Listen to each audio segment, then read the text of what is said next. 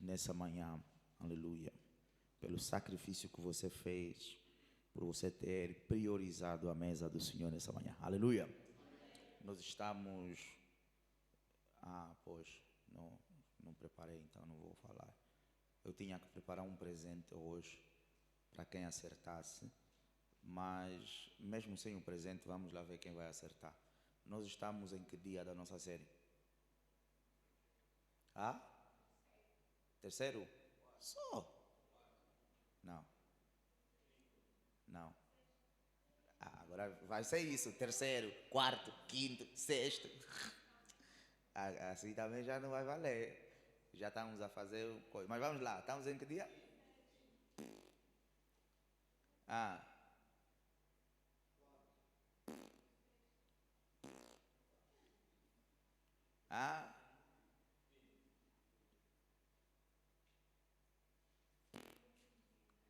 Segundo? Penúltimo? Não. Ainda falta. Não tenho pressa. Vamos lá, estamos em que dia?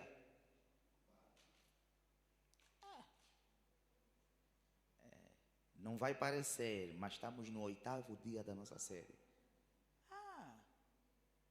Vocês não estão a prestar atenção. Estamos no 8º dia. Quais são as mensagens que pregamos nessa série? Vamos lá. Vamos lá, igreja. Mesa. Pregamos quantas vezes a mesa? 2, né? Ok. Vamos, e depois pregamos mais o quê?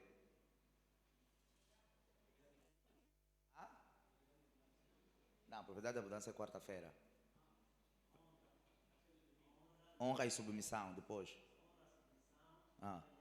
Lei da lealdade, depois. Princípio do serviço, 5, e depois.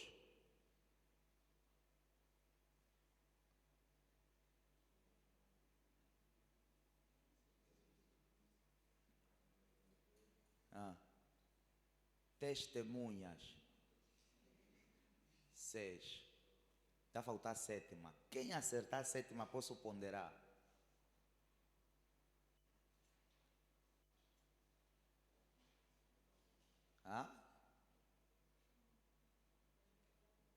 Não, a possibilidade da mudança é quarta-feira. Falta a 7ª, a 8ª é hoje. Será hoje, no caso. A 7ª. Então, mas mesmo a contar, então, com dúvidas de que já estamos esse tempo todo a pregar. Qual? Na mesa já falamos, né? A mesa falamos quantas vezes? Então, veja. Vai faltar uma. 2 vezes de mesa. Testemunhas, honra e submissão, lealdade, princípio do serviço. Não, prosperidade e abundância estamos a falar nas quartas.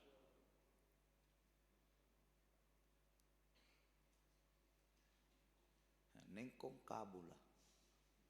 Essa é aquela prova que o professor diz prova com consulta. O professor, quando diz prova com consulta, entrega só a prova e vai para casa. Falta uma, a 7ª, para depois chegarmos na 8ª, que vai ser a mensagem de hoje.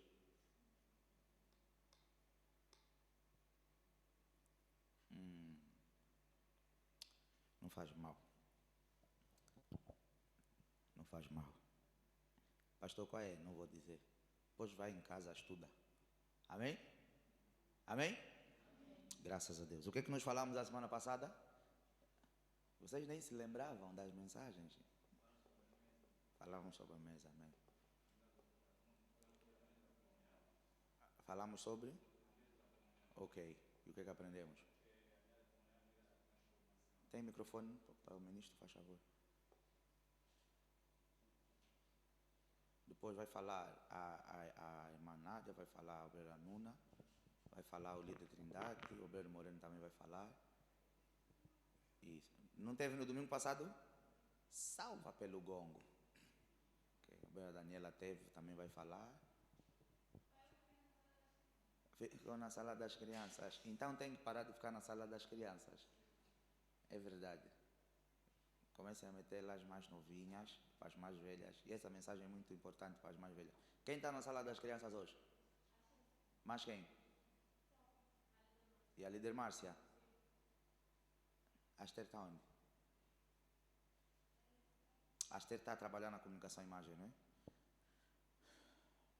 As mais velhas têm que ficar aqui dentro. Tá bom, isso depois vamos corrigir. Sim. Nós falamos sobre a mesa da comunhão.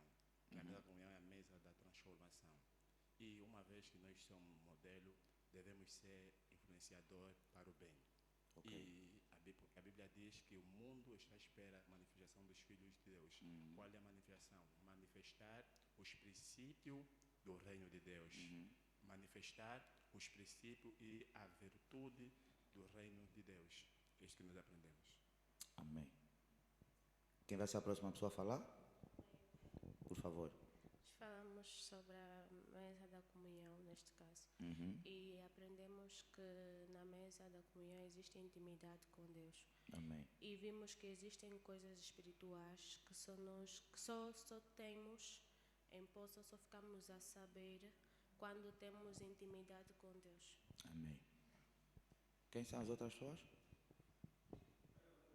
Ok. Osana depois, não é? É isso, não é?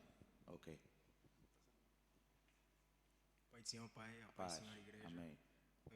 No domingo passado nós falamos sobre a mesa da comunhão e aprendemos que a mesa da comunhão é a mudança de nome e a mudança de vida. Ok. E aprendemos também que o cristianismo é uma religião de renúncia e a melhor parte do cristianismo é a intimidade. Ok. Ou seja, que na mesa da comunhão, nomes e destinos são trocados, amém? Nós vimos o caso de Levi, aleluia. Amém. Nós vimos o caso de Levi, que nós o conhecemos como quê? Mateus. Como Mateus, amém? Então nós vimos que Levi teve um encontro com Jesus, passou a seguir Jesus e a sociedade deixou de o chamar Levi. O mesmo exemplo, nós não falamos isso a semana passada, mas nós vimos o exemplo de Pedro, que num dia de comunhão, a Alberta Daniela falou há pouco tempo, que existem mistérios e segredos espirituais, realidades espirituais, que nós só acedemos na comunhão. Nós vimos o caso de Pedro, que na intimidade com Jesus Cristo, ele viu e descobriu, porque Jesus, num encontro íntimo, perguntou: quem dizem os homens que eu sou? E Pedro conseguiu aceder à revelação de que Cristo era o Salvador, o Filho de Deus vivo, e por conta disso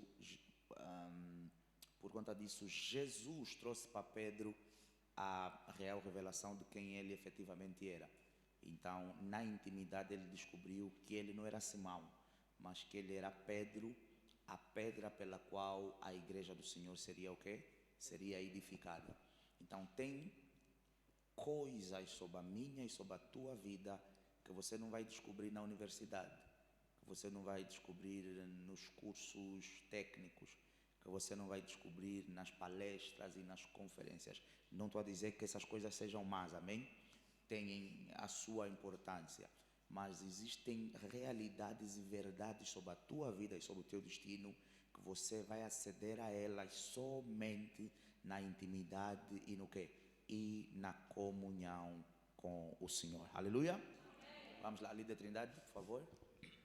Pai de sua igreja, Pai do Senhor, Pai. Amém. Ainda na mesa da comunhão, só para acrescentar no que os irmãos já disseram, o Pai falou sobre ser sal. E sobre ser sal, o Pai falou que nós, enquanto cristãos, não devemos ser moldados pelo mundo. Pelo contrário, nós é que devemos ser exemplo, nós é que devemos ser modelo que o mundo tem que seguir. Amém. Aqui a mamá bem-vinda, depois o Osana e a Márcia, em representação ao departamento de louvor. Isso.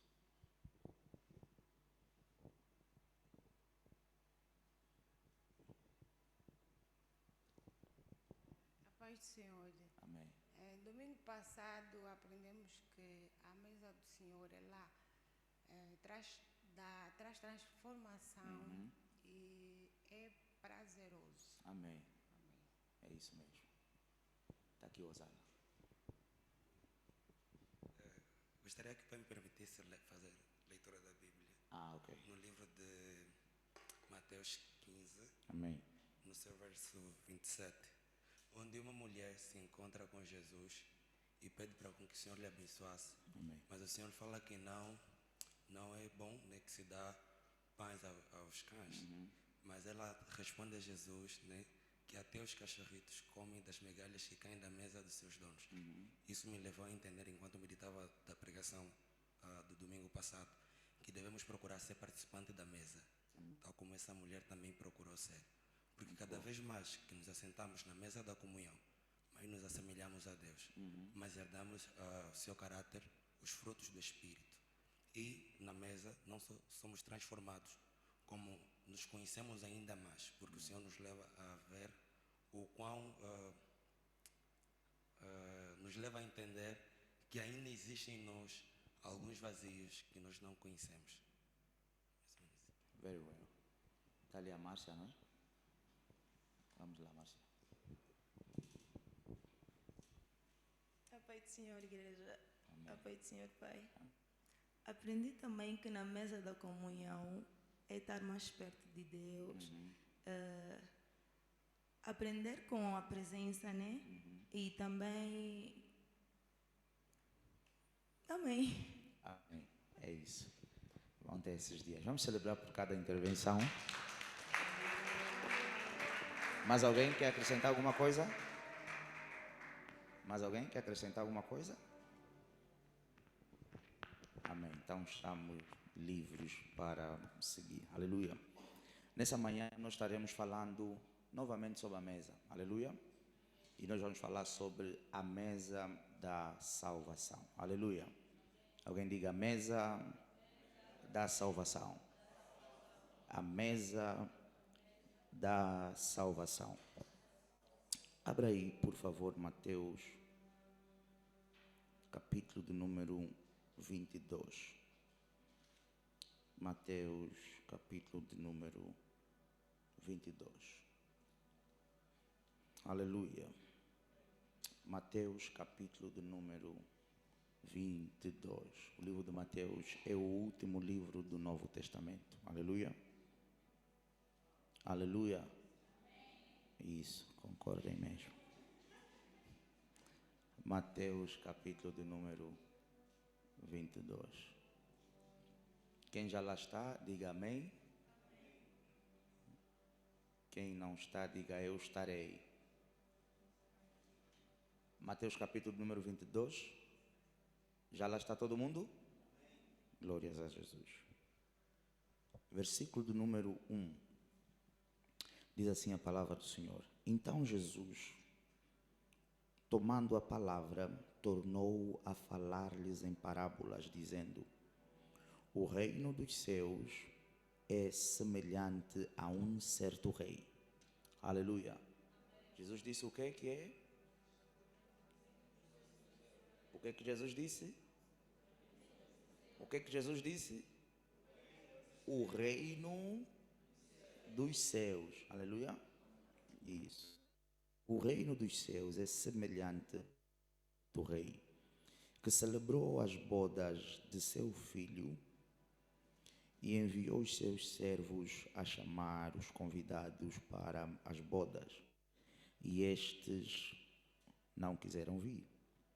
Depois enviou os servos, dizendo: dizei aos convidados: eis que tenho o meu jantar preparado, os meus bois e cevados já mortos, e tudo já pronto. Vinde, pois, às bodas. Porém, eles, não fazendo caso do convite, foram cada um para o seu lado, um para o seu campo e outro para o seu tráfego. E os outros, apoderando-se dos servos, os ultrajaram e mataram. Aleluia. E o rei, tendo notícia disto, encolerizou-se. O rei, sabendo disso, encolerizou-se. E enviando os seus exércitos, fez o quê? Destruiu aqueles homicidas e incendiou a sua cidade. Então disse aos seus servos: as bodas, na verdade, estão o quê? Preparadas, mas os convidados não eram dignos. E depois as cidades dos caminhos, e convidai para as bodas alguns. Era para vocês dizerem não, todos. Não é assim que está aí? Convidai para as bodas todos os que encontrardes. E os servos, saindo pelos caminhos, ajuntaram todos quantos encontraram, tanto maus como bons. E a festa nupcial foi cheia de convidados. O rei, entrando para ver os convidados, viu ali um homem que não estava o quê? Vestido com... Vamos lá, vocês estão a ler? Não estava trajado com o quê?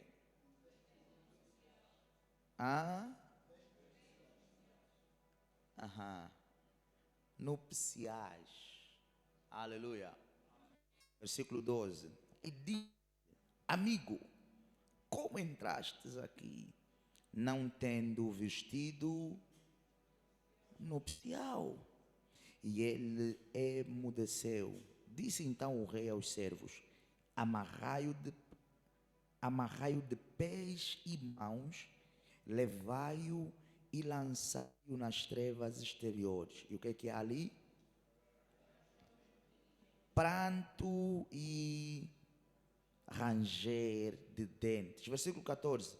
Porque muitos são, mas poucos são os escolhidos. Palavra do Senhor Jesus. Aleluia. Veja, a exemplo ou um pouco semelhante da parábola que nós lemos nos 2 últimos domingos, no livro de Lucas, capítulo de número 14, aqui Jesus querendo uma vez mais ensinar, porque o principal propósito das parábolas, até hoje, os pregadores pregam usando parábolas. Quando nós montamos uma tese, quando nós montamos um exemplo, o principal propósito é nada mais, nada menos do que levar as pessoas a entenderem coisas complexas de forma o quê? Simples. Jesus entendia que para determinados temas, nem os discípulos e nem as pessoas à sua volta tinham maturidade suficiente, tinham compreensão suficiente para entender ou interpretar o que Jesus lhes queria sobre aquele tema passar. Por essa razão, várias vezes Jesus sentiu a necessidade de lançar mão a parábolas para elucidar as pessoas que o ouviam. Jesus várias vezes sentiu a necessidade de lançar mão a parábolas para melhor esclarecer o entendimento daqueles que o ouviam. E você vai ver que o grosso das parábolas que Jesus trazia, elas eram sempre no contexto sociocultural, amém? Eram sempre de acordo com o contexto sociocultural. E isso, na verdade, não começou com Jesus. Quando Davi nos escreve o Salmos, capítulo de número 23, ele escreve algo que ele tem como visão e perspectiva, mas ele traz de acordo a algo que elucidaria melhor as pessoas que ouviriam. Na altura, a atividade de pastor comum, amém? A atividade da criação de gado era uma atividade muito comum. Então, Davi escreve-nos o Salmos, capítulo número 23, em duas perspectivas. Na primeira perspectiva, Davi escreve-nos da forma como ele melhor conseguiria expressar. Na segunda perspectiva, ele escreve-nos da forma em que ele entendeu que as pessoas que lessem aquele salmo, melhor poderiam entender ou interpretar. Amém? Então, as parábolas, elas não nascem em Jesus. Você vai encontrar várias passagens bíblicas. O próprio Deus, às vezes, Ezequiel, por exemplo, capítulo do número 37, o Vale dos Ossos Secos, era uma espécie de uma parábola, era uma espécie de uma alegoria. Deus querendo trazer um melhor entendimento para o profeta do que ele estaria prestes a fazer com a nação, quando Deus vai mostrar ao profeta o Vale dos Ossos Secos, e depois de todos aqueles acontecimentos, dos ossos se juntarem, de carne vir sobre os ossos, do profeta ter clamado o Espírito e os ossos secos daqui a nada se tornarem num grande e forte exército. O que Deus vai dizer ao profeta? Deus vai dizer: esse vale de ossos secos é a nação de Israel, e é exatamente isso que eu vou fazer por meio é exatamente isso que eu pretendo fazer com eles. Então, você vai ver que o grande propósito das parábolas é ajudar as pessoas a entenderem de forma mais simples, ajudar as pessoas a entenderem algo que, se falássemos propriamente como sabemos, muitas dessas pessoas o quê? Não entenderiam. Aleluia. Então, aqui diante dos fariseus e não só, Jesus trouxe-nos uma parábola. O reino dos céus, o reino dos céus, o reino dos céus. Jesus está a dizer, para ir para a glória de Deus, para ser salvo, para ir para o trono de Deus, para experimentar salvação, o processo é semelhante ao processo de participar de um convite. Jesus vai dizer assim: um certo rei tinha montado o quê? Vamos lá, tinha montado o quê? Que não era uma festa qualquer. Ali a palavra bodas pressupõe o quê? Casamento. Aleluia. A palavra bodas pressupõe casamento. Então, o filho do rei iria fazer o quê? Iria casar-se. E se você é estudante da Bíblia, você sabe que a Bíblia, ela várias vezes aponta a união da igreja com Cristo como sendo o casamento. É por isso que a Bíblia fala que Jesus Cristo é o noivo e a sua igreja é o quê? A sua igreja é a noiva. É por isso que nessa parábola Jesus vai buscar o exemplo de um casamento. Então Jesus vai dizer, um determinado rei tinha o seu filho que haveria de fazer o quê? Que haveria de se casar. E esse rei, a exemplo do que nós vimos em Lucas, capítulo de número 14, ele formulou convites para várias pessoas. Vocês estão aqui? Parece que não. Ele formulou convite para várias pessoas. Só que, a exemplo do que nós vimos nas duas últimas, em Lucas capítulo de número 14, essas pessoas que receberam o convite, todas elas apresentaram o quê? Desculpas. Elas não estavam abertas, elas não queriam. Veja, não foi porque elas não foram notificadas para participar das bodas, não foi porque as pessoas não estão a ser convidadas para a igreja, não é porque as pessoas não estão a receber evangelismo. Não, as pessoas estão a ser notificadas, as pessoas estão a ser alertadas dos sinais dos fins dos tempos, as pessoas estão a ser alertadas do fim do mundo, as pessoas estão a ser alertadas sobre o pecado, sobre o inferno, sobre todas essas coisas. Não foi, não, nós não fomos para o casamento daquele rei porque o rei não se arrogou convidar-nos, não. O rei fez questão de notificar pessoas. Só que essas pessoas que foram notificadas, elas fizeram questão de dizer assim: eu não posso, eu tenho que cuidar do meu campo, eu tenho um negócio, eu tenho coisas para tratar, eu tenho que dormir mais um pouco, eu tenho que ir para a escola, tenho que ficar com meu filho, tenho que ficar com a minha mulher, tenho que viajar, tenho que fazer isso, assado e cozido. Repito aqui novamente, igreja, eu não estou a dizer que ser empresário é pecado, eu não estou a dizer que ter marido é pecado, eu não estou a dizer que ter mulher é pecado, eu não estou a dizer que viajar é pecado, eu não estou a dizer que trabalhar e estudar é pecado. Eu só estou a dizer que nada disso pode roubar o lugar da intimidade com Deus.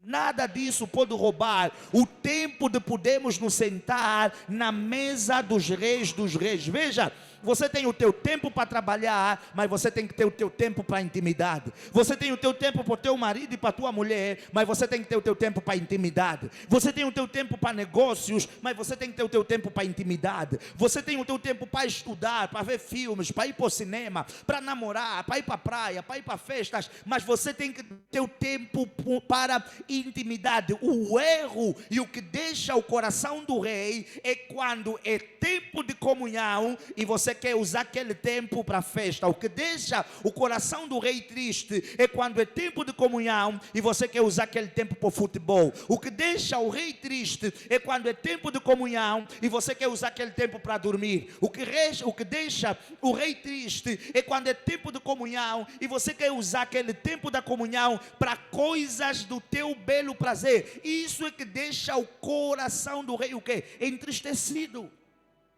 Veja, nessa parábola, o que Jesus quer que a gente entenda é: o rei é Deus, o filho do rei que se vai casar é Jesus. E os servos que vão sair, porque a Bíblia fala que saiu primeiro um grupo de servos e depois saiu um segundo grupo de servos. Os servos que vão sair a convidar somos nós. Nessa parábola, nós somos os servos, os pastores, os evangelistas, os obreiros, os irmãos que estão nas igrejas que se envolvem com a vida da igreja, os irmãos que estão nas igrejas que se envolvem com a visão da igreja, os irmãos que estão nas igrejas que se envolvem com a missão da igreja. Por que o pastor está a dizer isso? Porque nós temos nas igrejas irmãos que estão nas igrejas, mas que não se envolvem com a visão da igreja, que não se envolvem com a missão da igreja, que não se envolvem com o trabalho da igreja, que não se envolvem com o propósito da igreja. Nós temos pessoas que estão nas igrejas, mas não convidam ninguém para vir para os cultos. Tem evangelização em massa, não participam. Tem intercessão, não participam. Tem jejum, não participam. Tem ação social, não participam. Tem vídeo, tem publicidade, tem alguma coisa, não partilham, não comentam, não participam. Ou seja, nós temos nas igrejas pessoas que vêm para a igreja, elas querem ser abençoadas, mas elas nada fazem para levarem outras pessoas para o mesmo caminho da bênção. Elas querem conservar a salvação delas, mas elas nada fazem para levar outras pessoas para o caminho da salvação. Então, quem são esses servos? São aqueles que têm o propósito, que têm um envolvimento com a vida, com a missão e com a visão da igreja. O noivo está pronto para casar, as bodas estão prontas, mas não pode haver casamento em condições normais. É assim, não pode haver casamento se não houver o quê? Se não houver convidados. Só que esses convidados aqui, eles não vêm para comer e não vêm para beber, eles vêm para quê? Para serem salvos, eles vêm para serem curados, eles vêm para serem libertos, eles vêm para serem restaurados, eles vêm para serem transformados na presença do rei. Jesus, na sua parábola, ele prossegue dizendo: enfurecidamente, a Bíblia fala que muitos dos servos que saíram a convidar foram o quê? Ultrajados e mortos. O que Jesus está a falar? Jesus está a falar do que viria a acontecer após a sua morte. E você vê que após a morte de Jesus, a igreja começa a passar por quê? Come on, vocês estão aqui? A igreja começa a passar por quê? Por perseguições.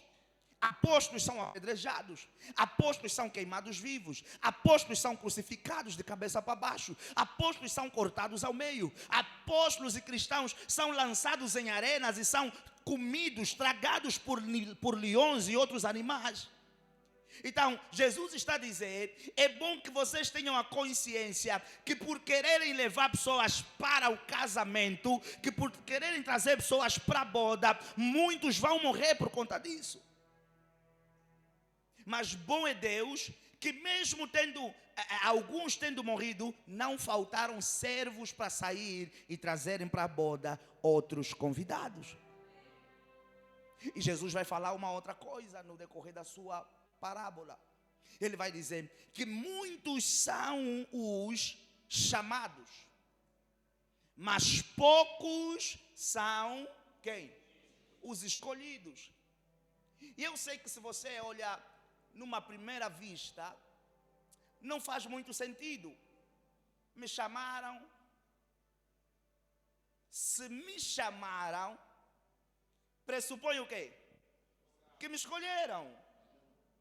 Come on, somebody. Fernando vem. Significa que quê? Que me escolheram. Imagina no meio dessa sala eu vou dizer, Manuel vem. Se eu estou no meio de milhares, me chamaram, vai parecer o quê? Que me escolheram. Mas Jesus vai dizer assim, muitos são chamados, mas poucos são escolhidos. Oh, mas se me chamarem é porque me escolheram. Imagina aqueles homens que estavam a passar na rua. E o servo chegou, você tem um casamento do filho do rei. Vem participar no casamento. O que é que esse homem vai pensar? Se me chamaram, come on, somebody, eu preciso de ouvir vozes aqui. Se me chamaram, me escolheram. A palavra, na verdade, escolhidos aqui, ela pressupõe no original aprovados. Quer dizer que, veja, eu fiz um break quando nós líamos e nós vimos que os servos saíram para a rua e chamaram quem? Chamaram todos. Muito obrigado. Eles chamaram todos. Quer dizer que todos foram chamados, mas nem todos foram aprovados para participar da boda. Veja, é por isso que a Bíblia diz que quando o rei entrou para o casamento, quando o rei entrou para as bodas, ele viu alguém que estava no meio de todos, mas não estava com as vestes corretas, não estava com as vestes nupciais. E a Bíblia vai dizer que o rei disse, ei, amigo, quem permitiu que você entrasse aqui? Peguem esse homem, atem as suas mãos, atem os seus pés e façam o quê? Lancem-no aonde? Nas trevas exteriores, aonde haverá o quê? Rangeres de dentro. Então, tem muita gente que Jesus está dizendo, deixa a fornicação, deixa o adultério, deixa a pornografia, deixa a fofoca, deixa o homicídio, deixa de roubar, deixa de matar, deixa a lascívia. Jesus está a chamar todos, mas o problema é que no dia do casamento, alguns virão com vestes próprias de casamentos, mas alguns vão tentar se infiltrar, mas ninguém vai passar despercebido diante dos olhos do rei. Aqueles que não tiverem vestes santas, vestes nupciais, vão ser lançados aonde? Veja, deixa eu explicar essa questão aqui das vestes. Se você for para o Antigo Testamento, no livro de Levíticos, a Bíblia conta-nos a cultura, a tradição ou procedimento que todo sacerdote devia, como é que eu posso dizer? Todo o procedimento que todo sacerdote devia passar por ele, antes de entrar no Santo dos Santos. Por exemplo, você vai ver que a Bíblia vai dizer que no caso de Arão, na altura foi o primeiro sumo sacerdote levantado por Moisés. A Bíblia vai dizer que Arão, ele, quando fosse para o Santo dos Santos, ele podia sair da casa dele com o fato dele da Gucci. Ele podia sair da casa dele com o fato dele da Versace.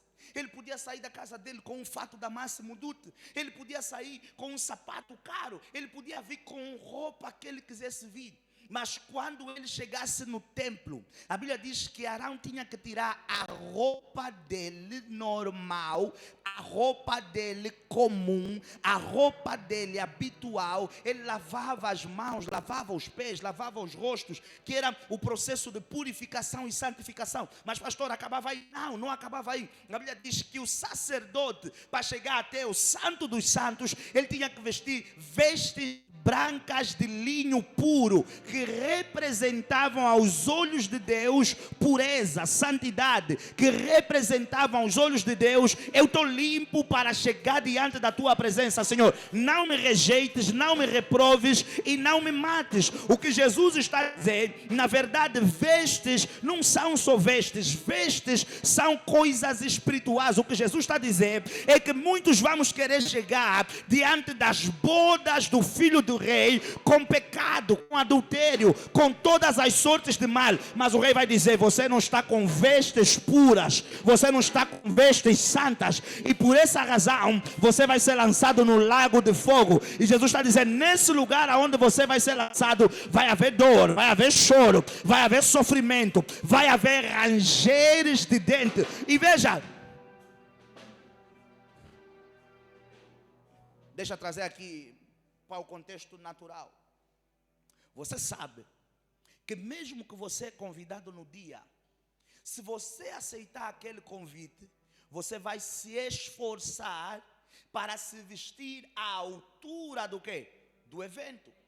Por exemplo, nós que estamos aqui, que já somos adultos, nós não costumamos ir para casamentos com t-shirt branca e calça jeans rasgada, e sandálias ou chinelas, ou até às vezes mesmo de tênis. Por quê? Porque nós sabemos que não são o quê? Vestes adequadas para... eu não sei se vocês estão aqui. Porque nós sabemos o quê? Que não são vestes adequadas para o evento. Jesus está a dizer assim: há algo que o rei tem que olhar em ti para te permitir participar do quê? Do casamento do filho. As vestes que você vem ao casamento vão determinar se você fica na presença do rei, se você participa da intimidade com o rei, se você participa da comunhão com o rei, ou se o rei te rejeita. Veja, nós começamos lendo e Jesus está a dizer o reino dos céus. O que Jesus nos quer passar quando ele diz o reino dos céus? O que Jesus nos quer passar é: para ir para o céu é como ir para o casamento do filho do rei. Você pode ser chamado, você pode ser notificado, mas é estranho que às vezes você pode não ser aprovado. Eu vou dar um exemplo. Algum tempo atrás, acho que isso quase que já não existe, agora existem bares, mas algum tempo atrás existiam discotecas, algumas por Luanda, e havia uma em particular que se destacava dentre as outras, porque eles tinham a cultura de fazer o quê? Vocês usaram uma palavra muito bonita, eu ia usar barrar. Eles tinham a cultura de barrar as pessoas à porta. Irmãos, não é para ir no céu ali, era para ir aonde? Na discoteca. E o que o Zeca dizia? O Zeca dizia: você não vai entrar porque você não está vestido à altura. Roupas não são só roupas. Você não vai entrar para essa discoteca. Veja, haviam vezes que você tinha um amigo que fez anos, e o amigo dizia assim: vamos apagar as minhas velas na discoteca Dom Quixote. E você foi convidado por quem? Pelo teu amigo, que fez uma reserva às vezes lá dentro. E você chegava às vezes à porta com calções e tênis, porque dizia: não, o meu amigo tem reserva, eu vou entrar. E o porteiro dizia: não importa se o teu amigo tem reserva ou não, muitos são chamados, mas poucos são aprovados. O fato do teu amigo ter uma reserva aqui não significa que você vai entrar aqui de qualquer forma. Jesus está dizendo exatamente a mesma coisa. O fato de todos os dias você ouvir a palavra, se você não mudar as tuas vestes, amado irmão, você não vai ficar, você não vai permanecer nas bodas do Filho do Rei, diante da mesa da salvação, diante da presença do Rei. Ouça, é preciso mudar as vestes para participar do reino de Deus.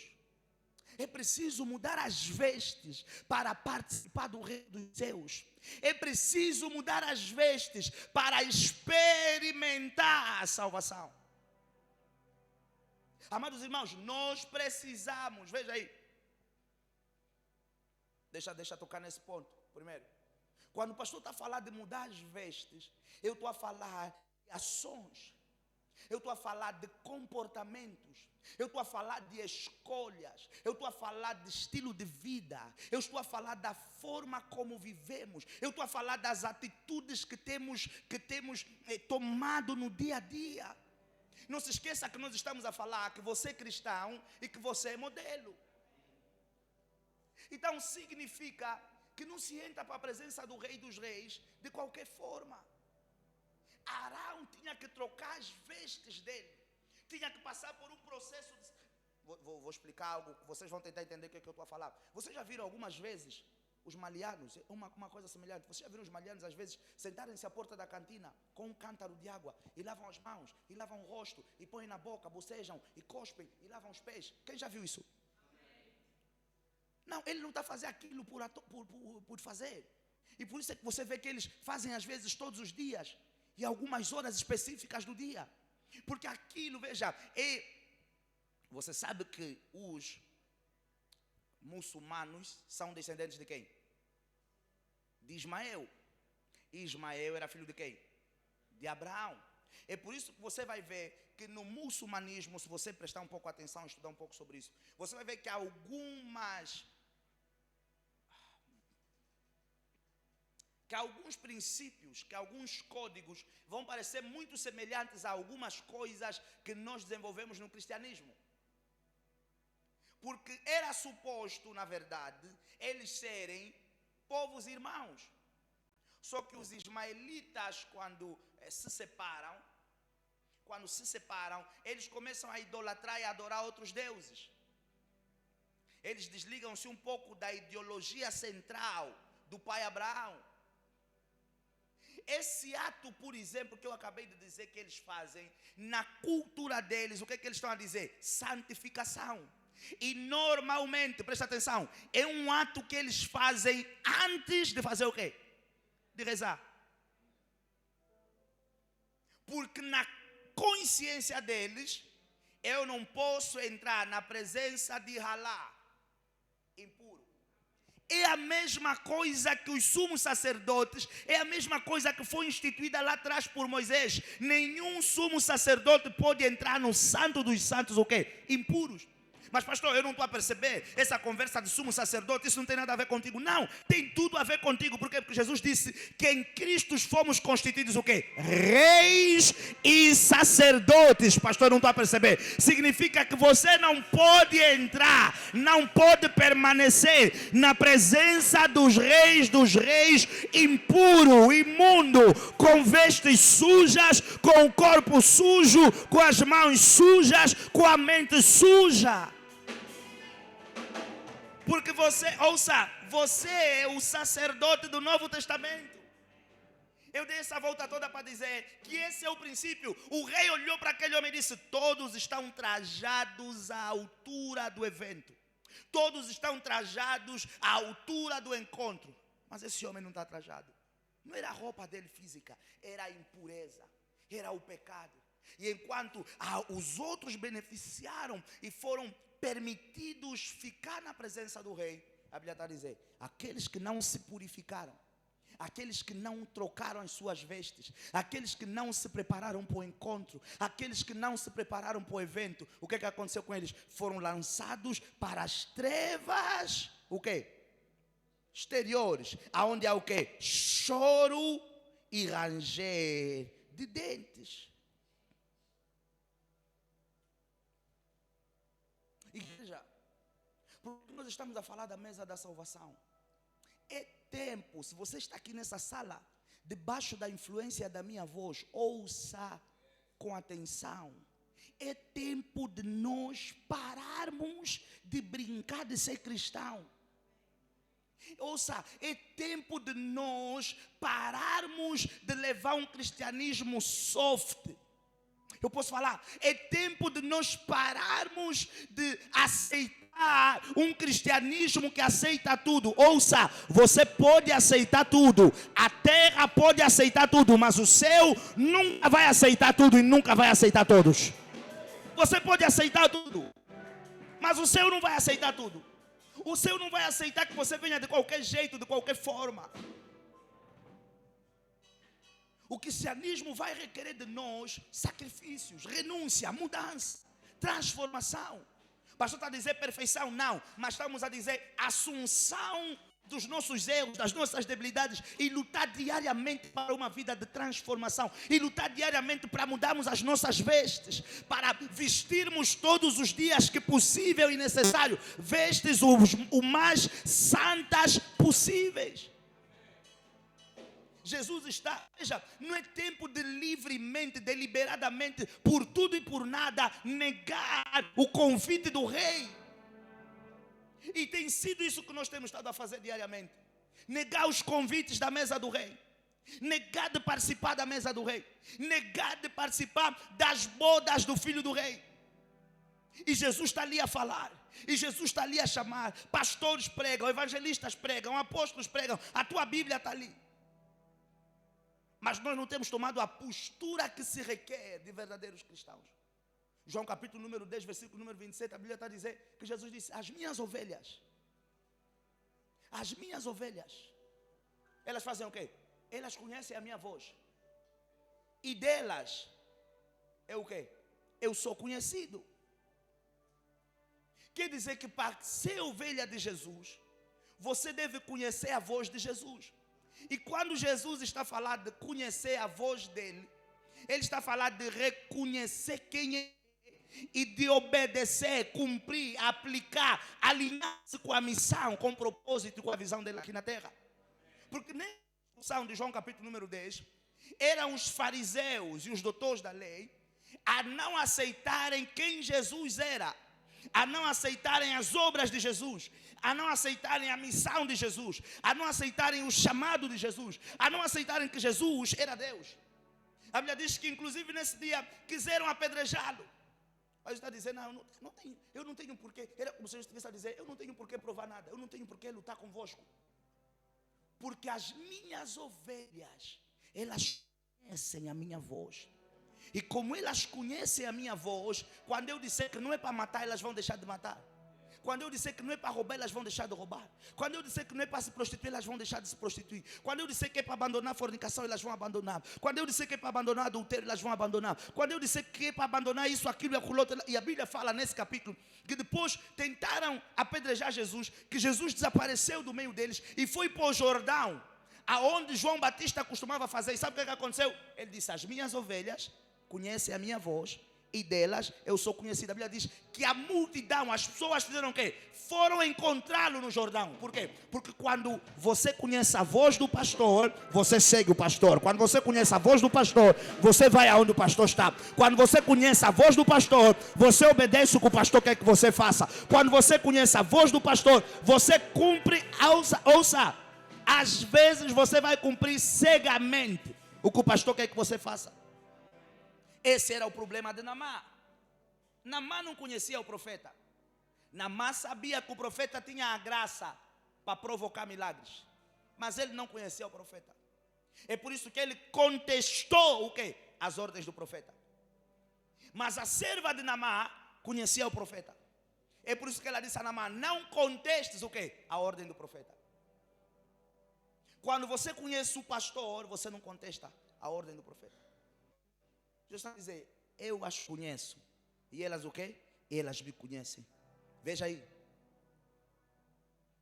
O problema desse homem, que não tinha as vestes, ele foi expulso do banquete. Por quê? Porque ele não cumpriu o protocolo para as bodas. Ele foi expulso do banquete. Por quê? Porque ele não cumpriu. Deixa eu dar um exemplo. Às vezes nós vamos para eventos, coquetéis, até casamentos, até aniversários, que quando você recebe um convite, vem escrito dress code. Quem já recebeu? Quem já viu? Vamos lá, quem já recebeu? Dress code. Quem te está a convidar para aquele evento, ele está a dizer assim: eu quero que você vista formal, eu quero que você vista desportivo, eu quero que você vista branco, eu quero que você vista preto. E depois vem dress code e especifica um código. Esse homem, ele foi expulso das bodas por uma simples razão. Que razão é essa, pastor?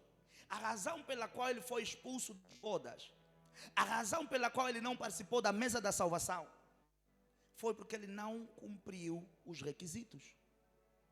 Ele não cumpriu os formalismos para poder participar da salvação. Se quisermos dizer, ele não cumpriu os formalismos para poder fazer o quê? Aceder ao reino de Deus.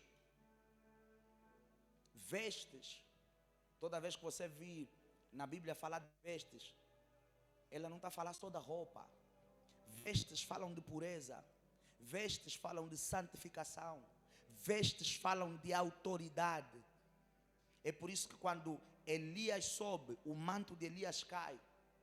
O manto do profeta representa a autoridade do profeta.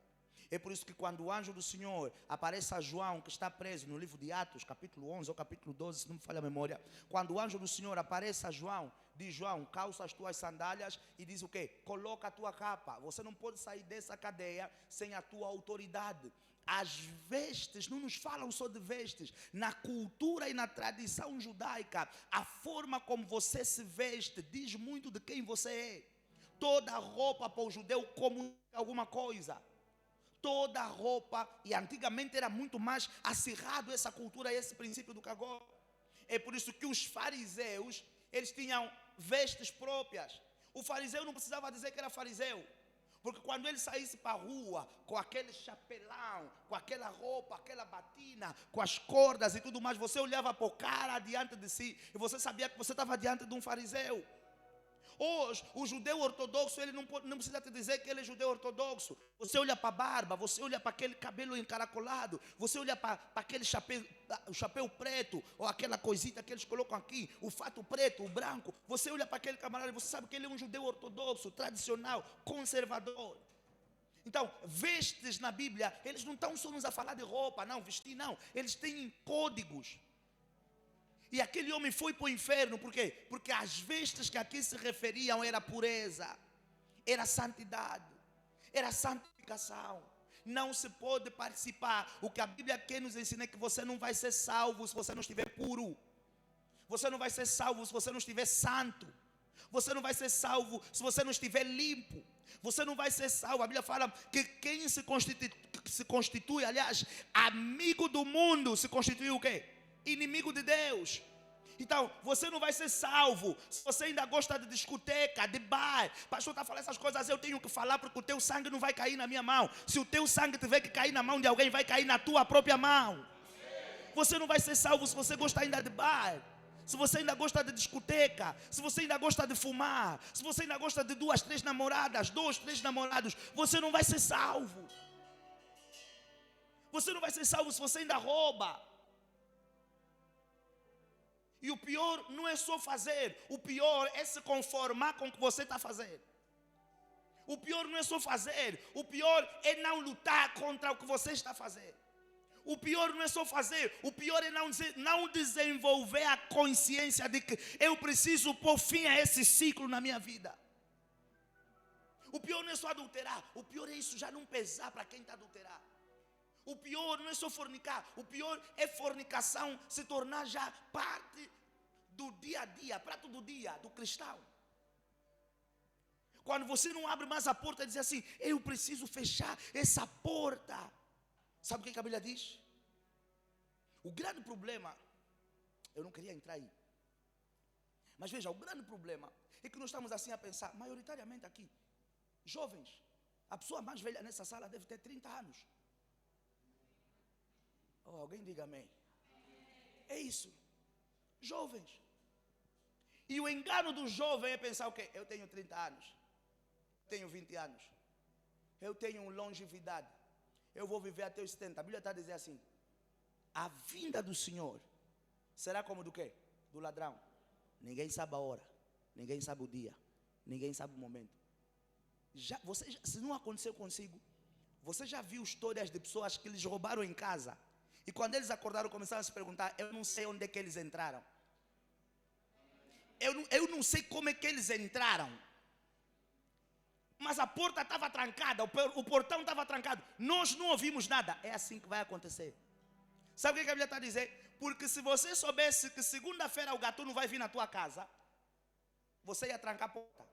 Não, você e os teus irmãos não iam dormir. Cada um com uma katana. Cada um com uma faca. Cafeteira elétrica já ir pronta para atirar água quente no camarada. Porque você sabe que o dia que eles programaram para vir te roubar qual é? Segunda-feira. Mas a Bíblia está a dizer, ninguém sabe. Mas tem o outro lado da moeda. Qual é o outro lado da moeda? O outro lado da moeda é você não ver a vinda do Senhor. É o Senhor te levar antes dele vir.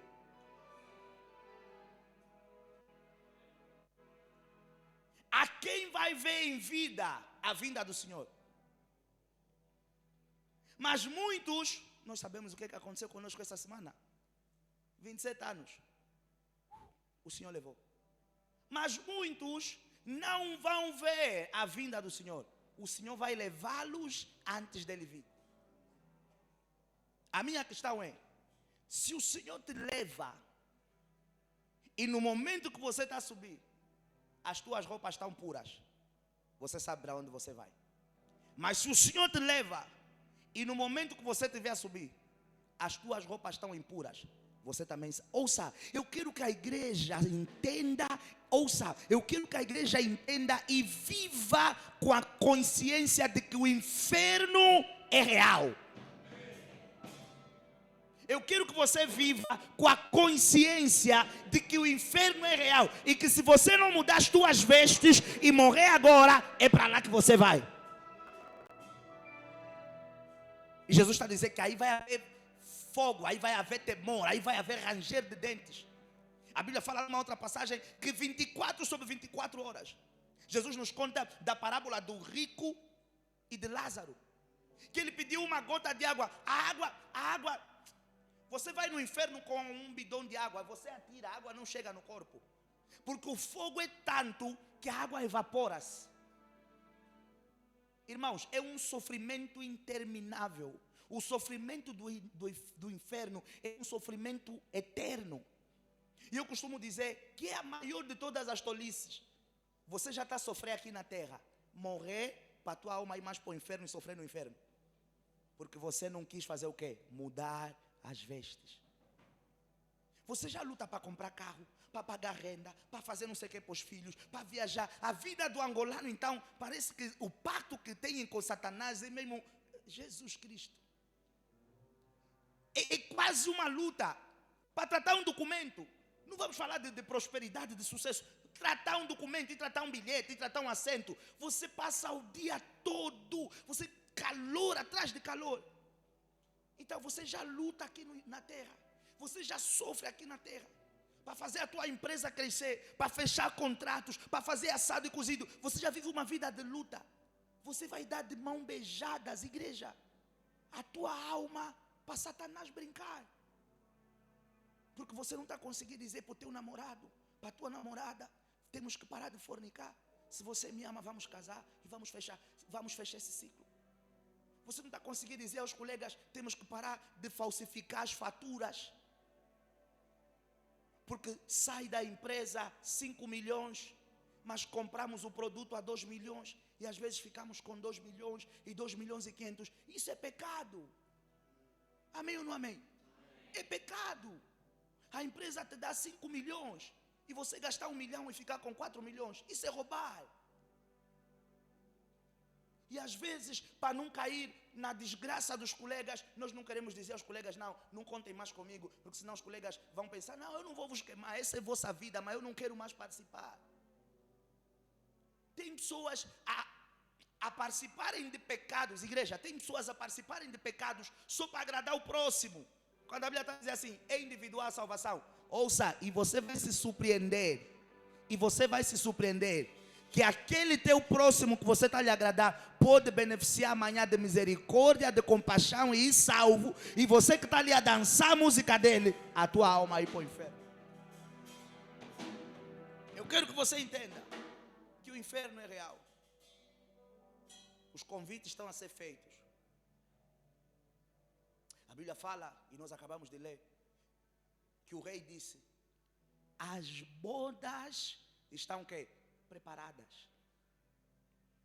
E isso já era no tempo de Jesus. No tempo de Jesus, há 24 anos atrás, Jesus já nos dizia que as bodas estão preparadas. Se há 2024 anos as bodas estavam preparadas, imagina agora. As bodas estão preparadas. Quando a festa está preparada, só falta algo: você se preparar para participar da festa. Irmãos, lute contra qualquer coisa. Escute, lute contra qualquer coisa que pode colocar em risco a tua salvação. Ouça, nem que essa coisa seja riqueza, nem que essa coisa seja o homem da tua vida ou a mulher da tua vida. Se vai colocar, Jesus vai dizer assim: se a tua mão te fizer pecar, corte a tua mão. Ninguém virá te cortar, corte você. Se o teu olho te fizer pecar, arranque o teu olho. Ninguém virá arrancar por ti, arranque você mesmo. Morra pobre, mas morra salvo. Morra solteiro, mas morra salvo. Morra desempregado, mas morra salvo. morra salvo. Apocalipse capítulo número 3, por favor.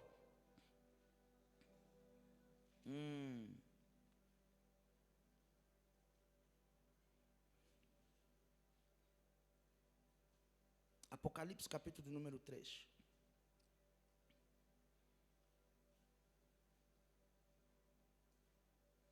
Quem já lá está, diga amém.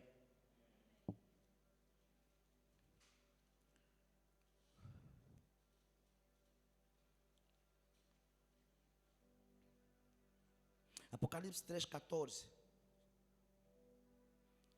Apocalipse capítulo número 3, versículo número 14. Aleluia.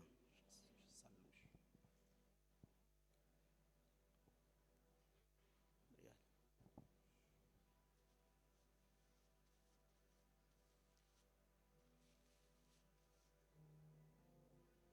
Diz assim a palavra do Senhor. E ao anjo da igreja que está em Laodiceia, escreve: isto diz o Amém, a testemunha fiel e verdadeira, o princípio da criação de Deus. Vocês estão todos lá?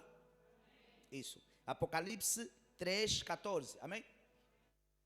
E ao anjo da igreja que está em Laodiceia, escreve: isto diz o Amém, a testemunha fiel e verdadeira, o princípio da criação de Deus.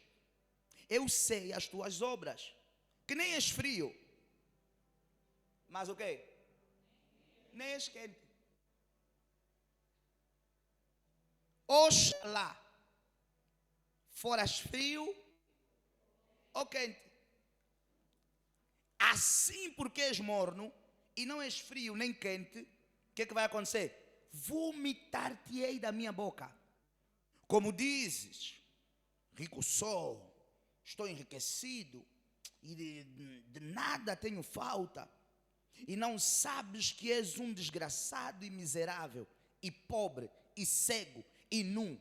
Aconselho-te que de mim compres ouro provado no fogo, para que te enriqueças, e vestidos te vistas, e não apareça a vergonha da tua nudez, e que unjas os teus olhos com colírio, para que vejas.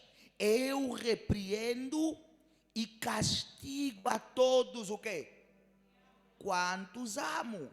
Sê, pois, zeloso e faça o quê? E arrepende-te.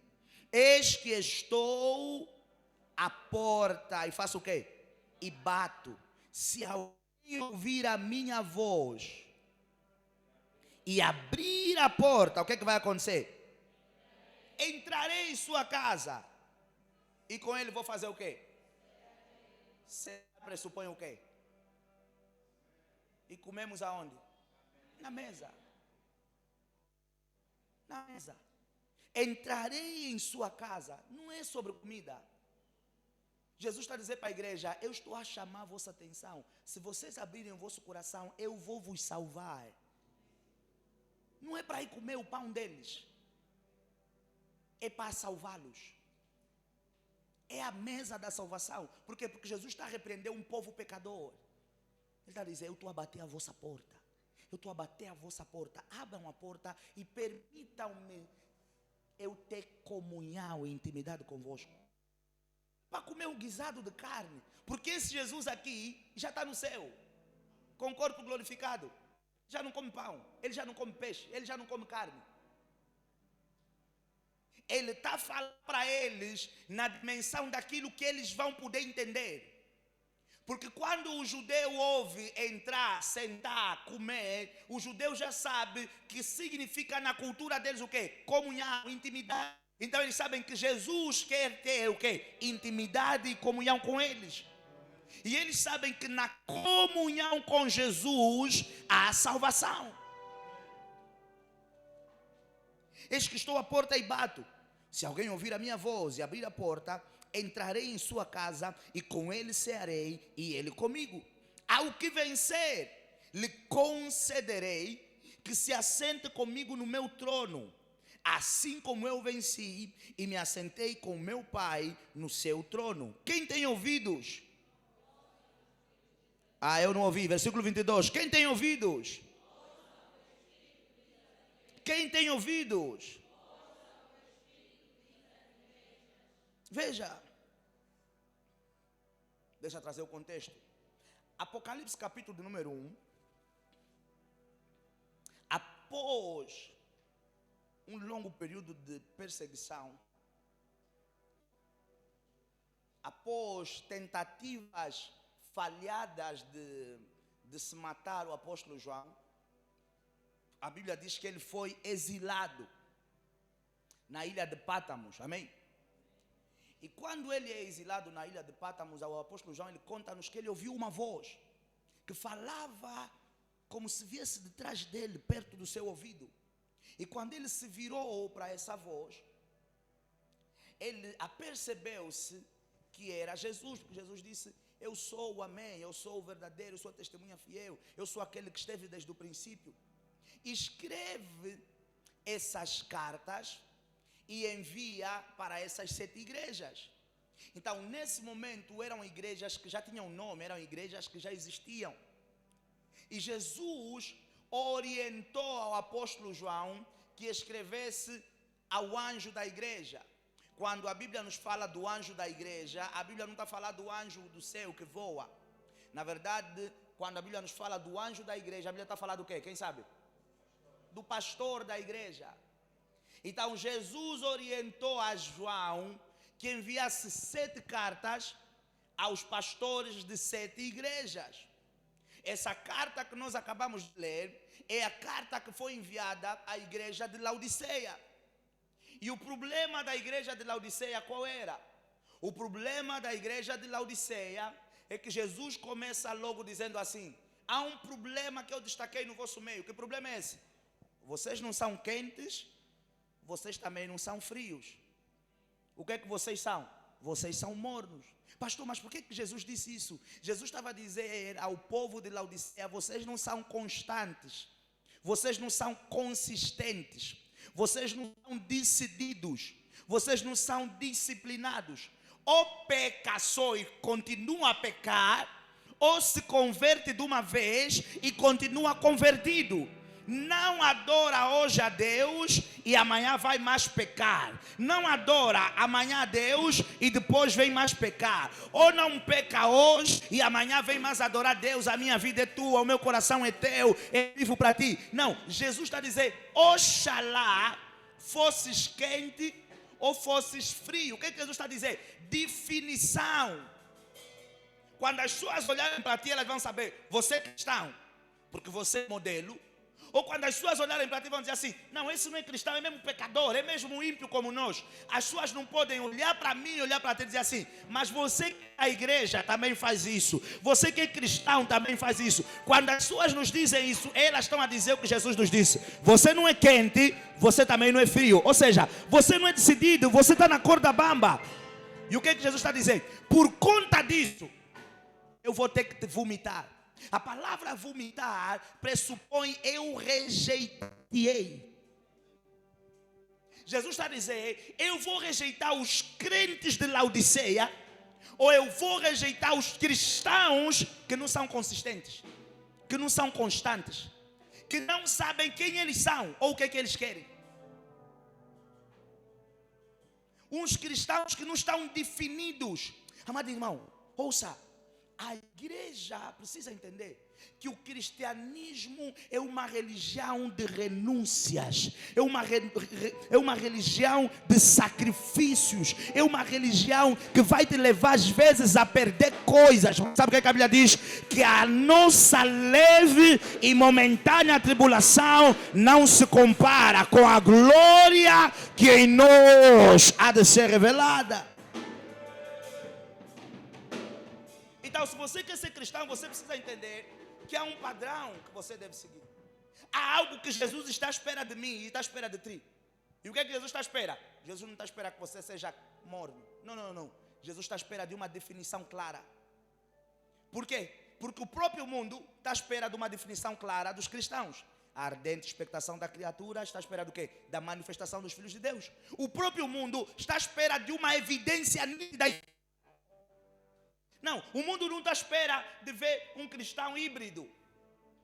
Eu trabalho com água, mas também pode me colocar gasolina. Não. Ou é água, ou é gasolina. Ou é gasolina, ou é elétrico. Não, quando não tem gasolina pode me carregar. Quando não tem carga pode me colocar gasolina. Não, Jesus está a dizer, esses eu vou rejeitá-los. Esses vão chegar diante de mim e vão ser rejeitados por mim. Por quê? Porque não têm uma clara definição de quem eles são.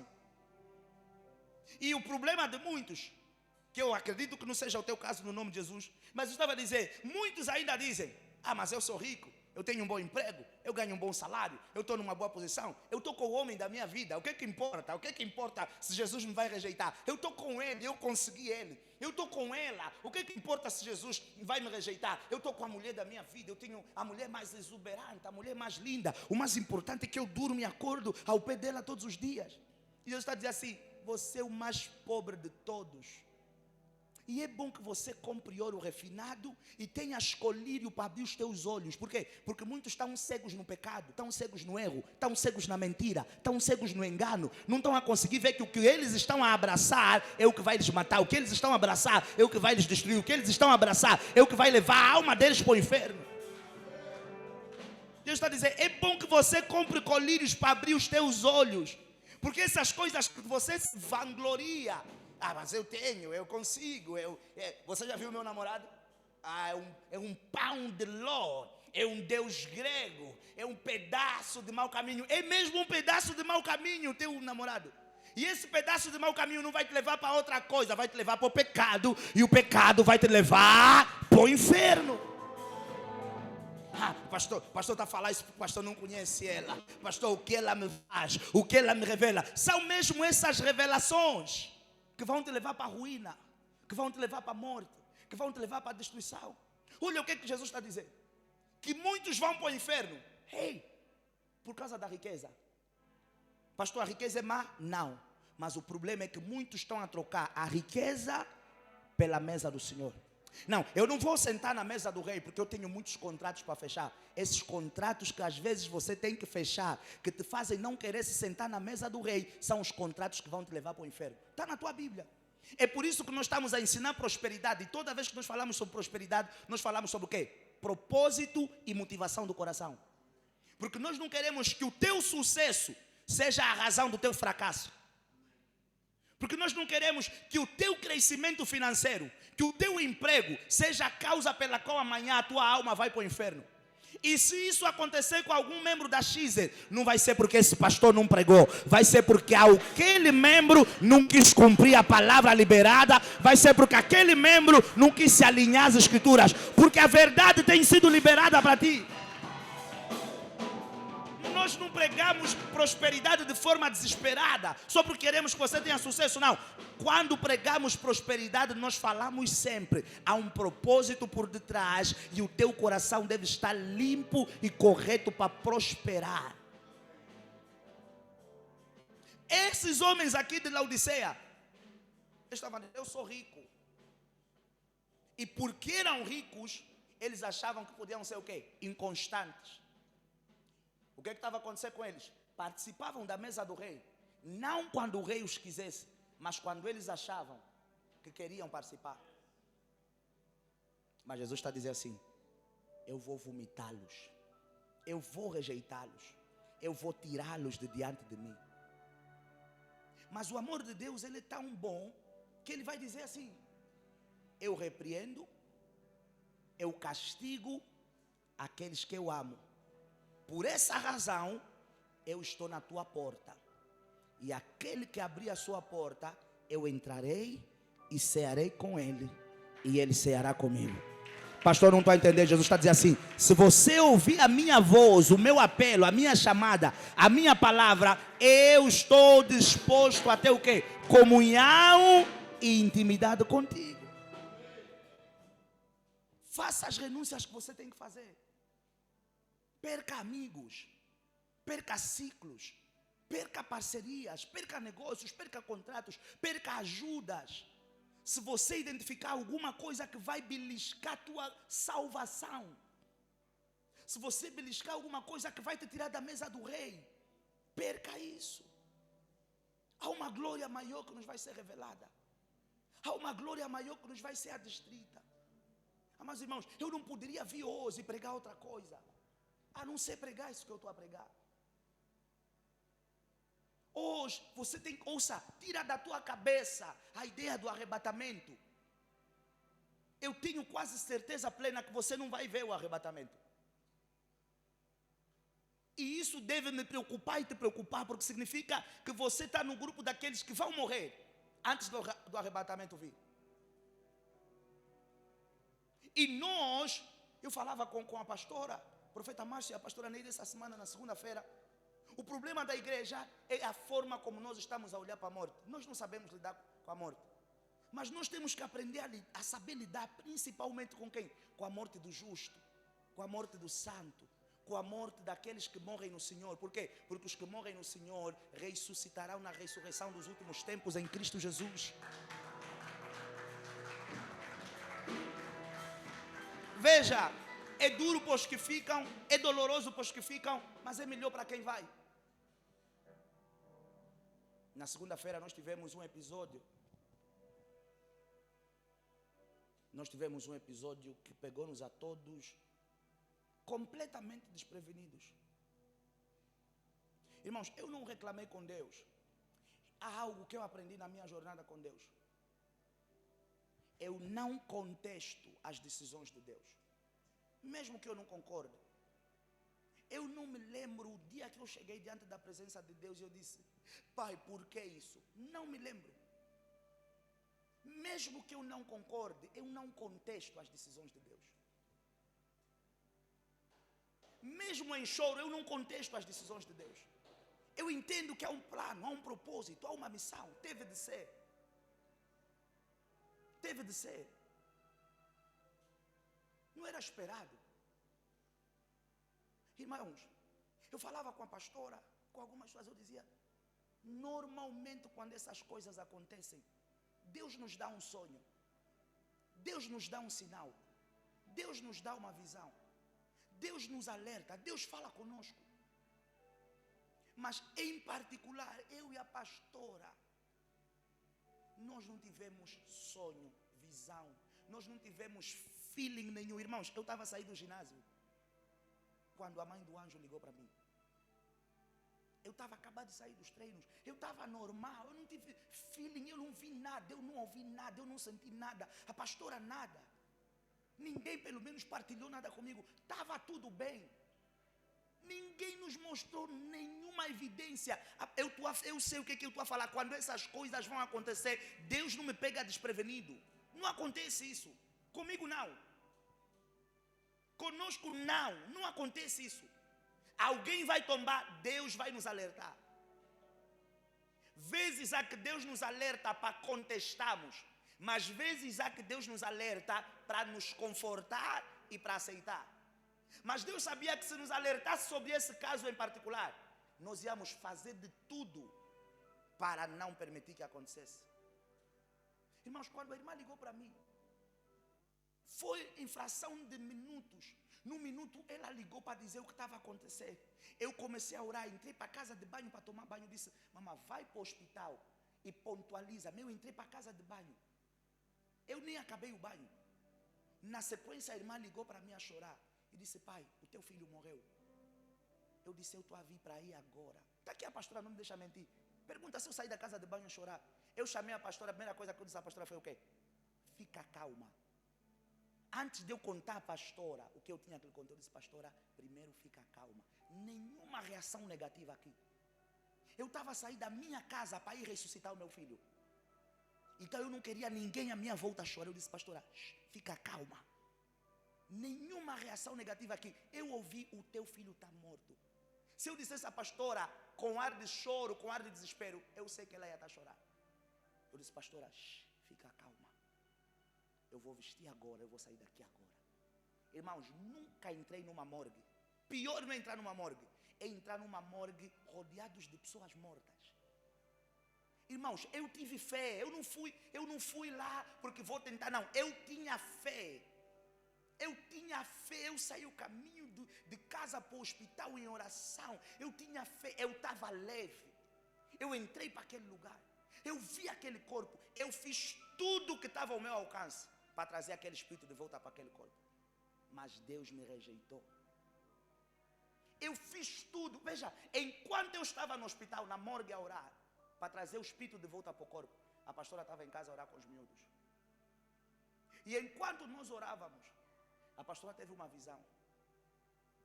Vestes. Enquanto eu estava a lutar, a pastora teve uma visão. Que ela viu o nosso irmão com vestes completamente brancas. E ele tinha uma espécie de como se fosse um fardo, uma trouxa de roupas. E ele ia para um lugar e ele foi recebido numa porta. E receberam-lhe o fardo que ele carregava e ele estava com roupas completamente brancas e entrou para um lugar. Irmãos, você ouça.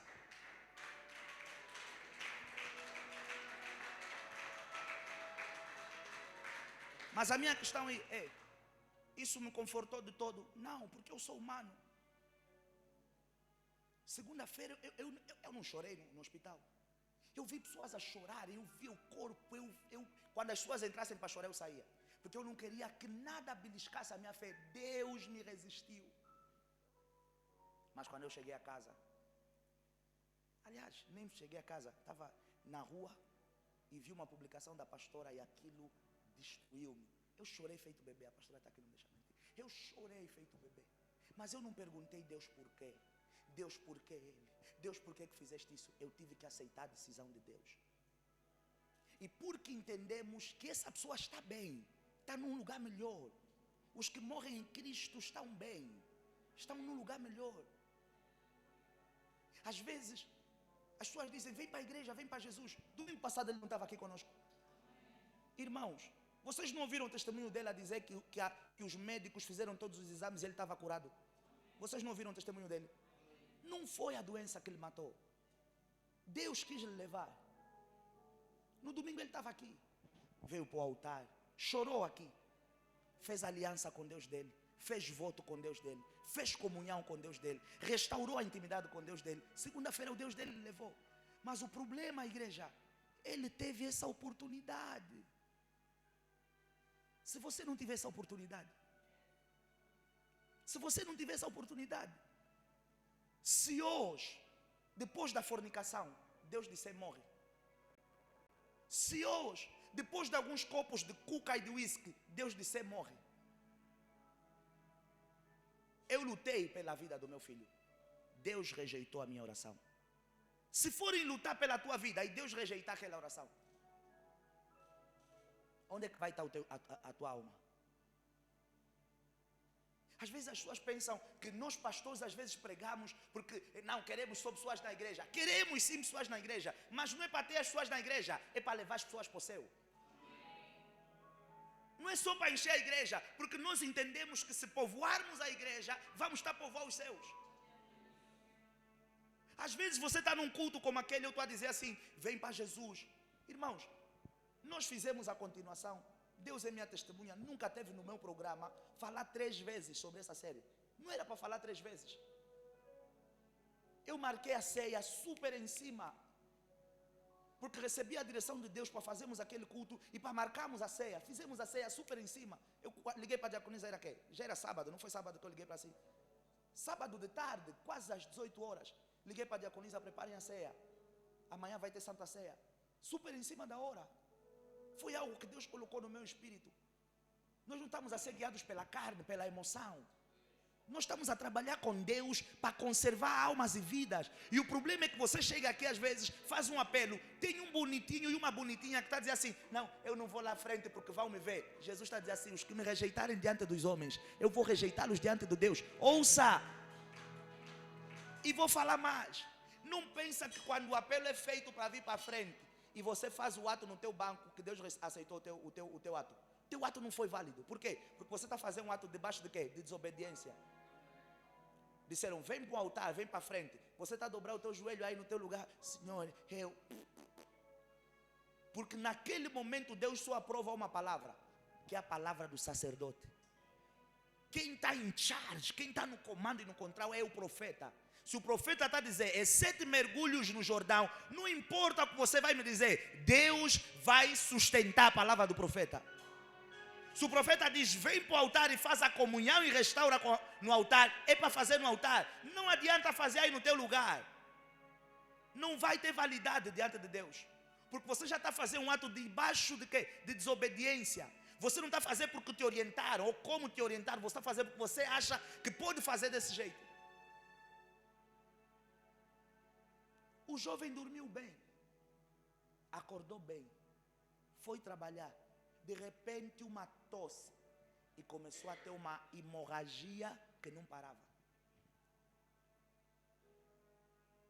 Mas graças a Deus, nós o vimos entrar com vestes que lhe permitiram participar do quê? Do reino dos céus.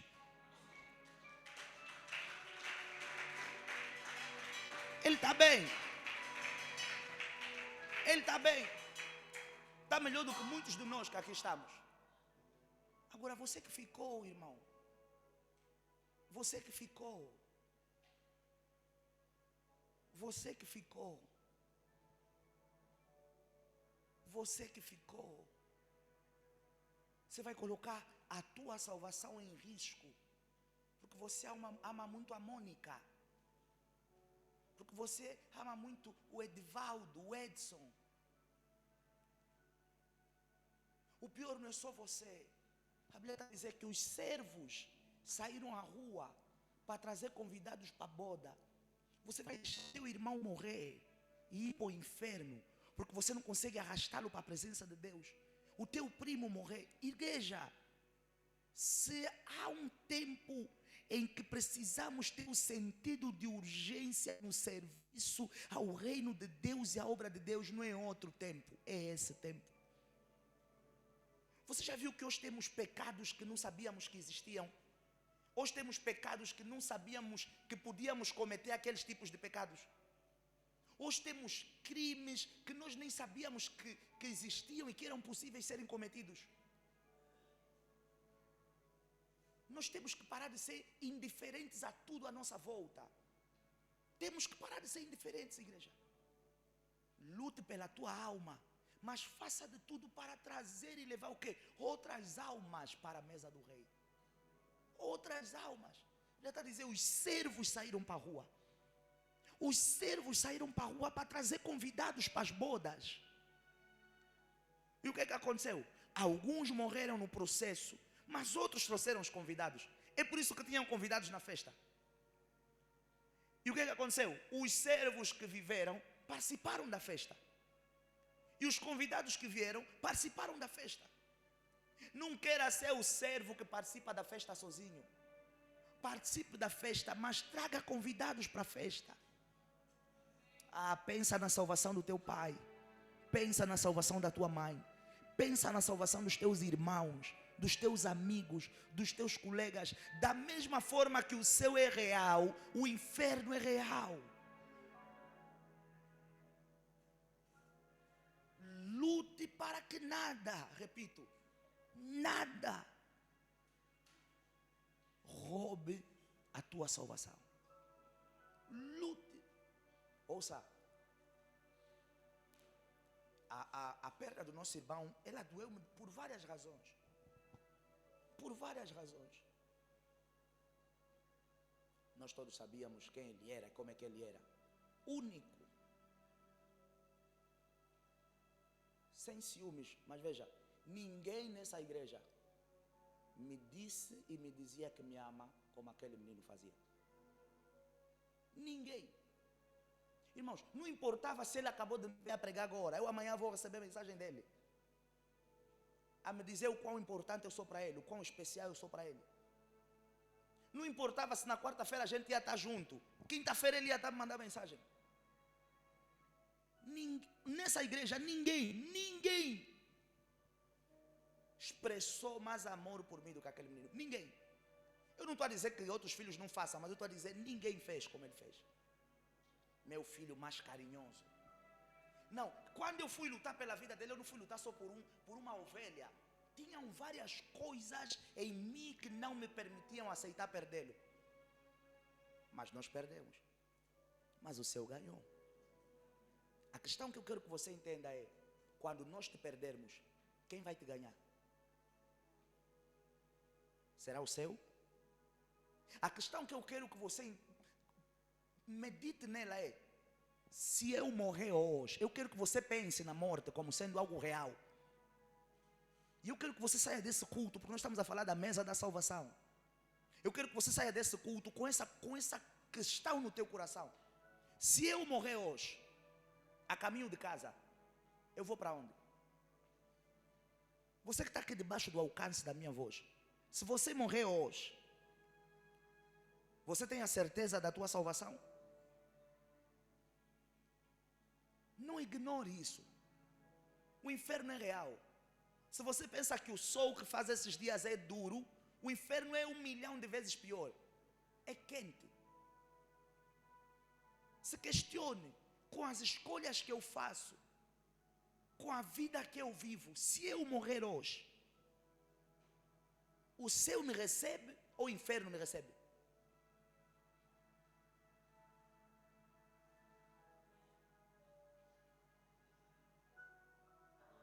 Se questione.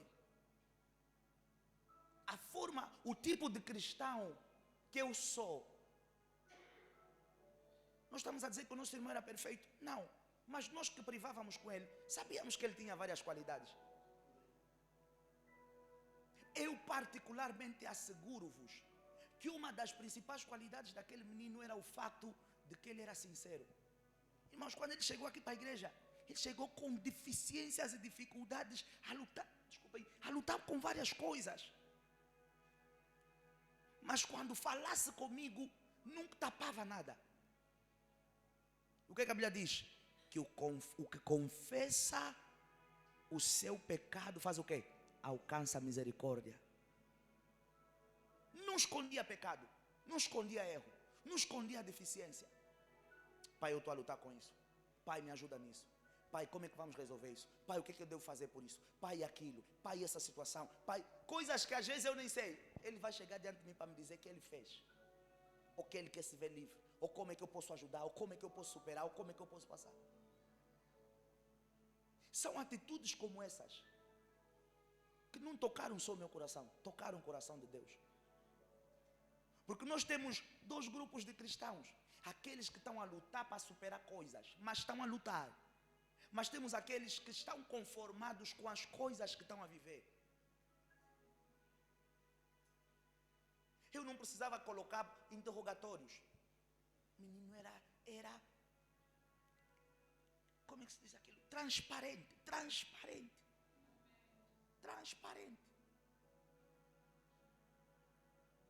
Agora vê, tinha sonhos, queria crescer.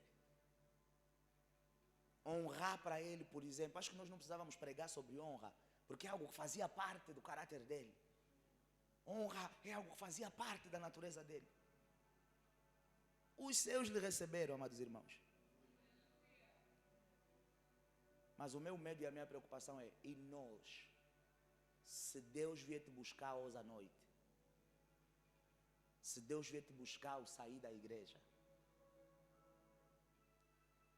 se Deus vier te buscar, como foi o caso do nosso irmão, amanhã, segunda-feira, os céus te recebem? Os céus te conhecem? Os céus te conhecem?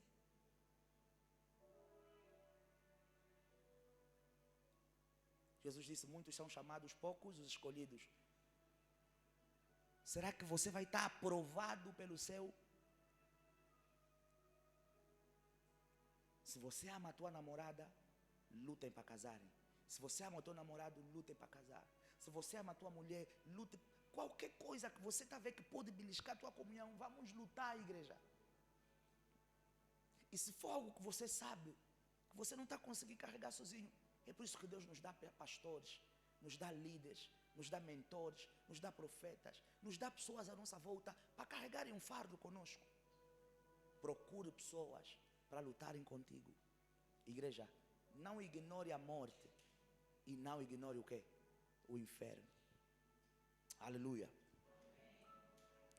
Abra aí, por favor, e já vamos fechar. Marcos capítulo número 8.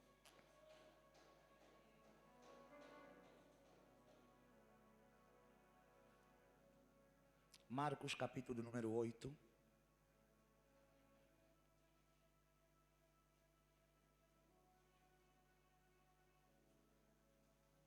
Quem já lá está? Marcos 8, 34, o que é que diz?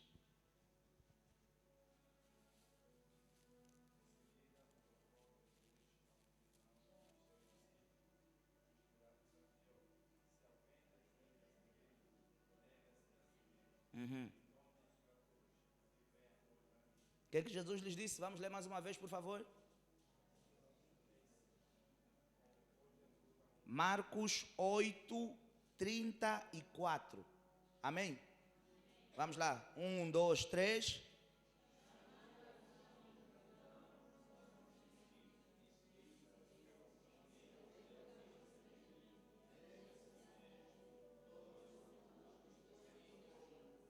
Aleluia.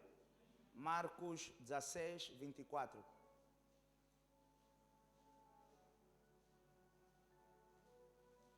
Marcos 16, 24.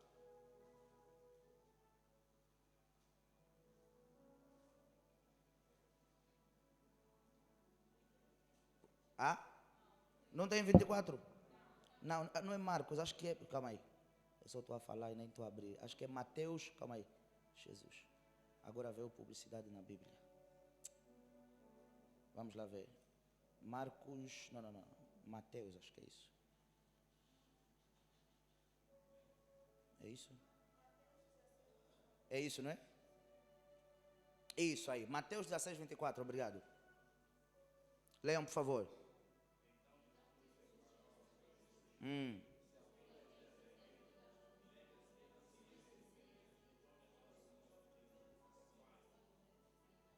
Aleluia. Por que é que nós abrimos essas duas passagens? Para eu dizer isso. A mesa da salvação é a mesa da renúncia. Ninguém, ouça, ninguém vai experimentar salvação. Ninguém vai ao encontro de Jesus. Como ele disse em Apocalipse 3. Eu estou sentado à direita do Pai, aqueles que andarem comigo, aqueles que vierem a mim, se sentarão junto comigo também à direita do Pai ou no trono do meu Pai. Ninguém vai sentar-se, Mateus 16, ninguém vai sentar-se no trono do Pai, se não fizer o quê? Se não renunciar. Se não renunciar. Se não negar coisas. Se não abrir coisas. Não, ninguém vai experimentar salvação se não fizer grandes.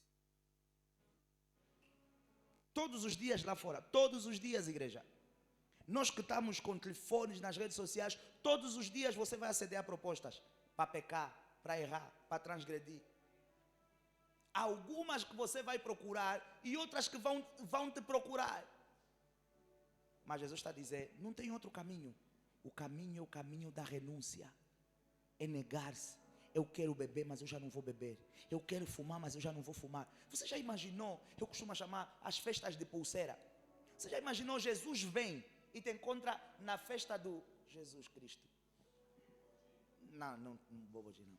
Do Mauete, né? É Mauete, né? Alguém falou aí, né? Você já imaginou? Jesus vem e te encontra na festa do DJ Mauete Júnior. É esse o nome, né?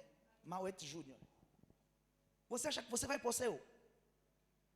Jesus, eu sou obreiro da igreja. Estou aqui mesmo, estou a serva fiel. Não, eu na igreja moderava Jesus. Pregava mesmo. Saía mesmo com líder também. Ia na evangelização, Jesus. Jesus, eu também via na intercessão. Eu varria, Jesus limpava.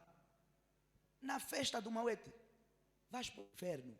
Eu tenho que falar nu e cru. Nós estamos a falar da mesa da salvação. Do que adianta ganhar o mundo inteiro. E fazer o quê? E perder a tua alma. Eu seria o mais fracassado de todos os pastores se eu só quisesse que você tivesse sucesso e eu não lutasse para conservar a tua alma. Nada vale mais do que isso. Nada vale mais do que isso. Jesus chega aqui e te encontra na festa da Clé. Acho que os jovens da Clé também fazem uns festas aí, né, na Marginal. Pastor, eu não posso ir para show. Pode. Mas há shows e shows. E você sabe do que é que eu estou a falar. Amém? Até sobre música secular. Pastor, eu não posso ouvir música secular. Pode. Mas há músicas seculares e há músicas seculares. O problema da música secular é música espiritual.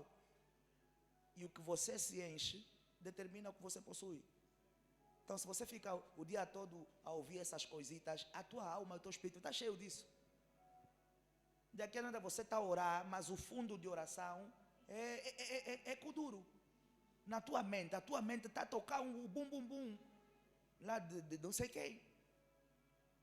Então, renunciar. Tem coisas que são muito sutis que você vai falar, não, pastor, exagerar. O problema não é que eu estou a exagerar, o problema é ser permissivo demais. É um soft demais. Quando sempre pressupor o quê? Renúncias radicais. Ah, pastor, está a exagerar. Até isso. Não sou eu que estou a pedir. Jesus é que está a dizer, renuncie. Negue-se. São coisas que você quer, mas você tem que lutar e dizer assim, não, isso não. Até o que vestimos, os lugares que vamos, as amizades com quem alinhamos, todas essas coisas afetam. As más conversações fazem o quê? Corrompem os bons costumes. Ouça, todo jovem que começou a beber, não bebeu porque acordou e disse, hoje vou beber. Começou a andar com pessoas que bebiam. E daqui a nada começou a beber. Todo jovem que começou a se drogar, não acordou e disse, vou começar a se drogar. Até porque há drogas que você precisa saber onde vendem. São pessoas que começaram a andar com pessoas que já se drogavam. E hoje você, não, é só hoje. Gostou da sensação hoje, gostou da sensação amanhã. E começou a se drogar. Toda mulher que começou a se prostituir não acordou e disse, hoje vou me prostituir. Teve pessoas que já estavam nessa vida. Começaram a dizer lá, tem um papoite ali, tem não sei o quê. Não, dá só o teu número, alguém vai te ligar. Eu estou a falar alguma mentira aqui? Então quer dizer que até as tuas amizades podem influenciar nas tuas escolhas, nos teus caminhos.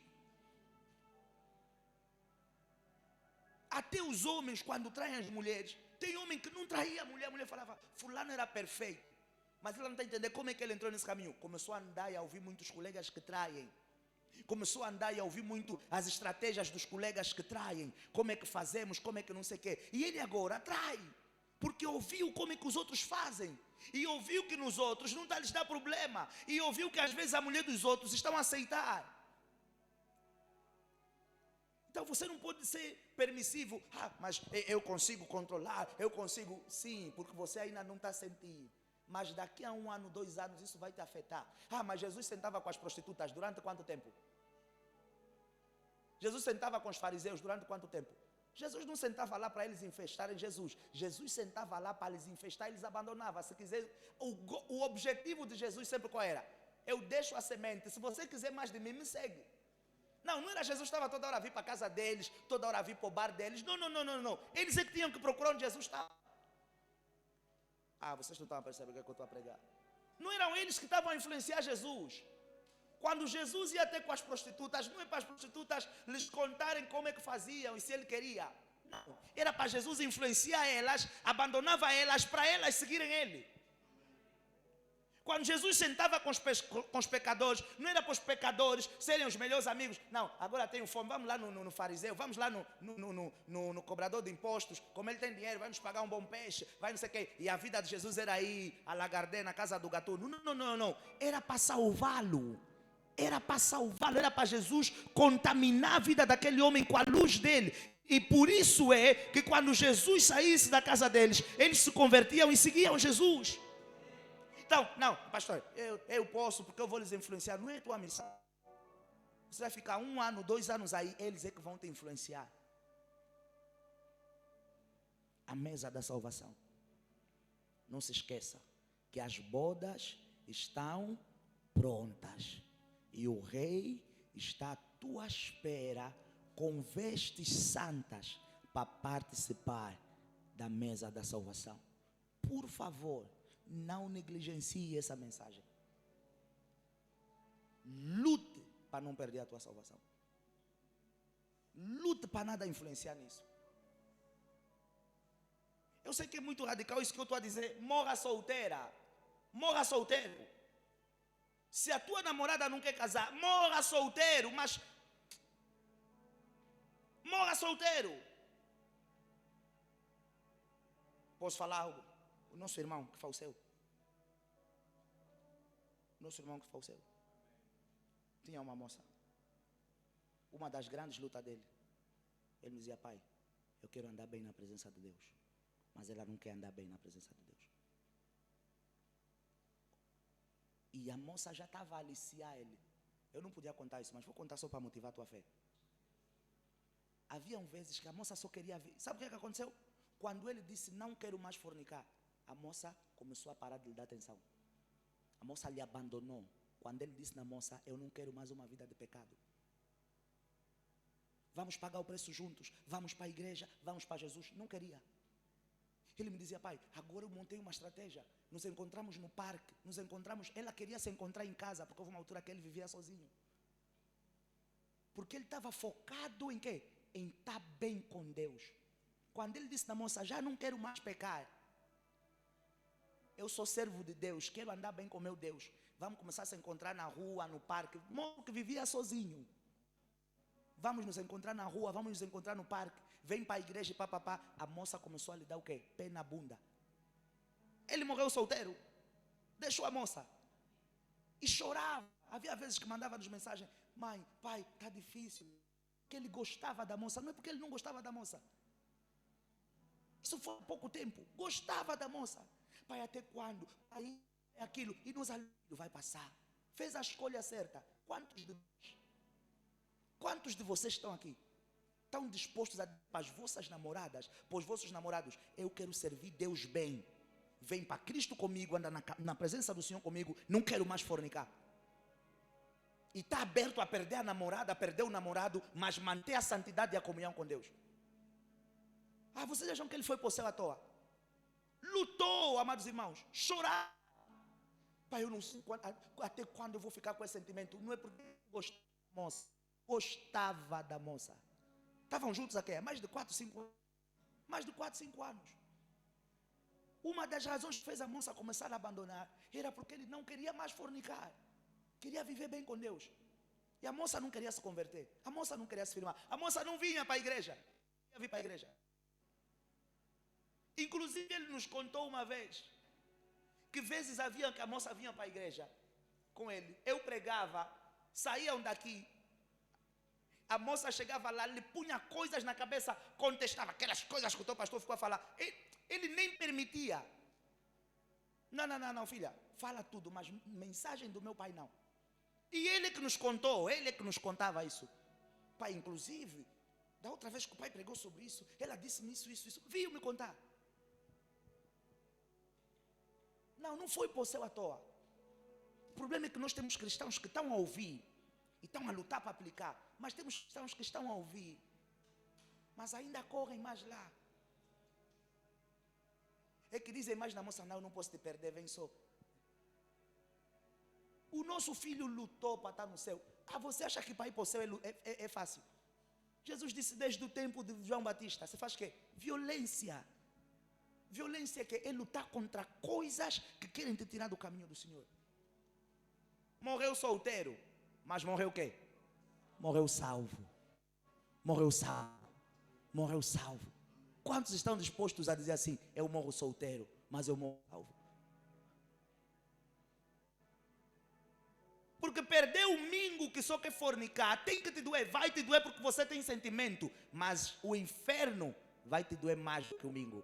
Ah, eu estou a te dizer, o inferno vai ser mais pesado do que perder o mingo.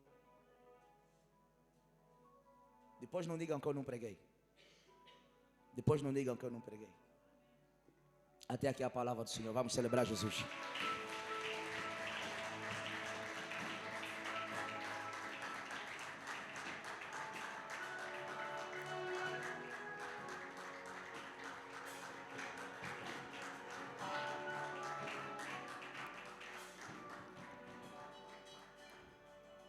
Depois não digam que ninguém me avisou. Depois não digam que ninguém me pregou.